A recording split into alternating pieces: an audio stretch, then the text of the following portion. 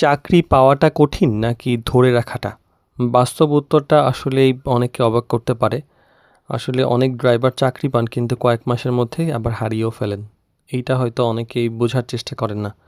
তো চাকরি পাওয়াটা অবশ্যই একটা বড় অর্জন, কিন্তু ড্রাইভিং লাইনের একটা বড় ব্যাপার হলো যে চাকরি পাওয়ার চেয়ে চাকরি দীর্ঘদিন ধরে রাখাটা আরও বেশি কঠিন। কারণ চাকরি দক্ষতা দিয়ে হয়তো পাওয়া যায়, কিন্তু টিকিয়ে রাখতে হলে বিশ্বাস, আচরণ এবং ধারাবাহিকতা এইসব লাগে।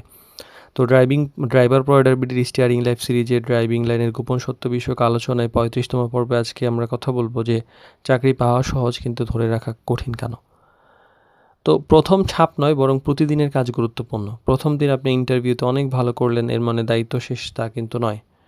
প্রতিদিনের সময়, নিশ্চয়তা, সততা, কাজের মানে কিন্তু ড্রাইভিংয়ের আসল পরিচয়। প্রথম মাস ভালো কাজ করলেও পরে অনিয়ম করলে বিশ্বাসটা কমে যায়। আর বিশ্বাস গড়তে সময় লাগে, ভাঙতে কিন্তু বেশি সময় লাগে না, এক মুহূর্তেই শেষ। মালিক যখন একটা ড্রাইভারের উপর ভরসা করেন তখন সেই বিশ্বাস সবচেয়ে বড় একটা সম্পদ হয়ে ওঠে। একটু অসততা, দায়িত্বহীন আচরণ দীর্ঘদিনের আস্থা কিন্তু নষ্ট করে দিতে পারে।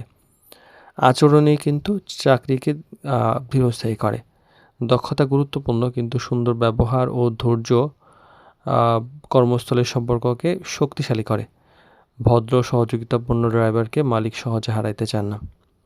আর ছোট ভুলগুলো অবহেলা করা উচিত না। বড় সমস্যা অনেক সময় ছোট ছোট অভ্যাসগুলো থেকেই তৈরি হয়।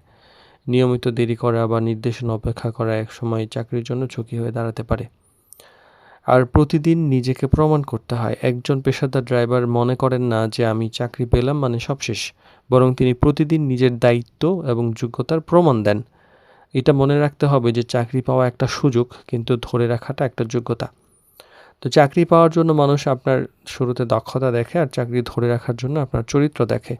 তাই শুধু চাকরি পাওয়ার জন্য নয়, দীর্ঘদিন সম্মান এবং বিশ্বাসের সঙ্গে কাজ করার জন্য নিজেকে গড়ে তুলুন। সেটাই প্রকৃত এবং পেশাদার ড্রাইভারের পরিচয়।